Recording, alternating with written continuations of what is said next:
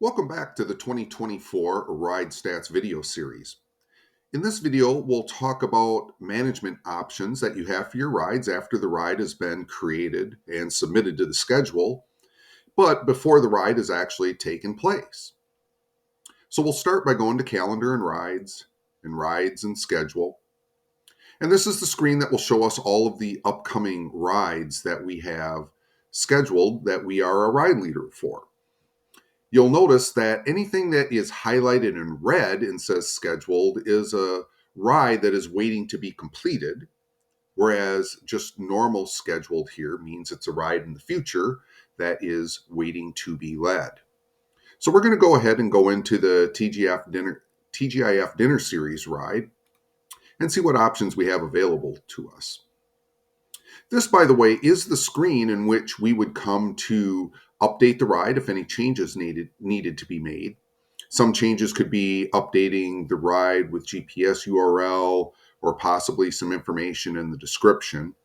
But we're going to focus on what's in the More Actions drop down here. So the first of which is this is where we'd go to get the event day sign-in sheet. So in this screen here, it's going to show us the riders that have registered for our ride. But more importantly, this is where we also go to print our sign-in sheet. So if you want to print a sign-in sheet to take to the ride and check people off as they arrive and make sure that everybody that is registered for the ride is showing up, this would be the place you'd do it. So when I click on this, it's going to generate a PDF that can be printed. And on this PDF, one of the things that you'll notice is that in 2024, we now have complete integration to the Neon membership system. So there is emergency contact information that is brought over from the membership system to the ride sign-in sheet. So in this case, if a member says that this information for their emergency contact is not correct, you would recommend that they update that information in the membership system because RideStats is going to pull that information directly.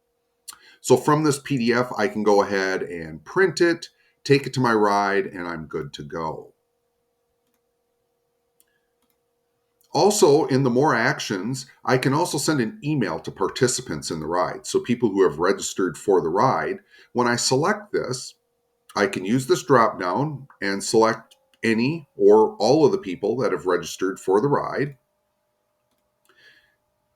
I can use the default subject or modify it to however I'd like it to say, as well as add the contents. So the email can be very handy if there is potential bad weather for the ride and you want to send out a note to anybody who's registered for the ride that it might be delayed perhaps, or it's going to be wait and see, but we're not going to cancel it yet. This would be a great use for using the email.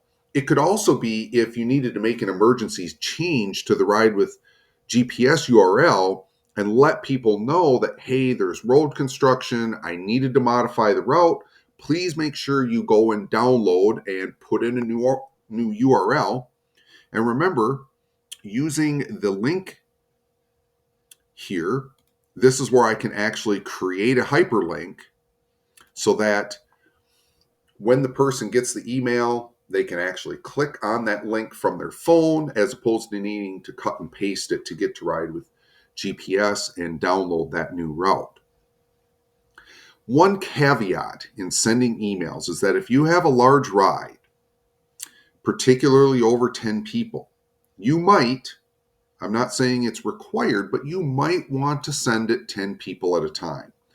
We have seen issues in the past that if you're trying to send an email to 20 riders or 30 riders, that some people might not receive the email. And that's typically because when some email clients or email services see an email being sent to 20 or 30 people, they may classify it as spam. So this isn't really a RideStats or TCBC thing. It's kind of the greater internet as a whole. But if it's really important and you really want to make sure it gets out to everybody, you might want to send it multiple emails and send it 10 people at a time just to make sure it gets to anyone. However, if you want to blast it to everybody who's registered and it's 25 people or so, you can go about it that way as well. The final option, because I'm going to skip over the right report. This is something that TCBC doesn't really use. It's used primarily in the randonneuring world, in which a report is written for a randonneur ride that talks about way stops and rest points and things like that. And it's not something really that TCBC uses.